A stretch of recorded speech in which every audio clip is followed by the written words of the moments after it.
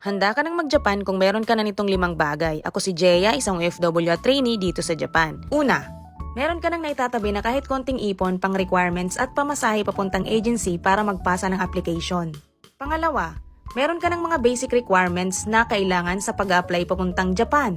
Mga basic requirements katulad ng passport, PEOS, e-reg, COE, updated resume with job responsibilities at vaccination card. Pangatlo, nakapaghanda ka na at nakapag-review sa mga pwedeng itanong sa'yo ng employer at kung paano mo ito sasagutin. Maraming vlogger dito sa Japan ang nag-share kung ano ang mga tinanong sa kanila ng Japanese employer nung kanilang interview. Pang-apat, meron ka ng lakas ng loob upang masabi mo sa sarili mo na kaya mo na ang LDR. Charot kung may jowa ka. Pero seryoso ha, mahirap ang LDR. Yung iba nga pagdating dito sa Japan, after 2 to 3 months, hiwalay na agad sila ng kanyang jowang iniwan sa Pinas. Pang-5, syempre meron ka ng self-introduction na nakahanda in Japanese. At memorize mo na ito at hindi ka na pautal-utal. Mas maganda at advantage talaga kung meron kang Jikoshokai or yung self-introduction na naka-Japanese. Pero syempre, bukod doon, kailangan talaga ng lakas ng loob. Kailangan buo ang loob mo para mag-apply papuntang Japan dahil hindi biro ang iyong susuunging pagsubok. Charot. Dahil hindi biro ang susuungin mo dito sa ibang bansa para makasurvive at magtrabaho. Suggestion ko lang no, wag kang mag-focus sa isang agency lang. Pwede kang magpasa ng application sa iba't ibang agency hanggat hindi ka nasiselect. Sa tingin mo dear, handa ka na ba?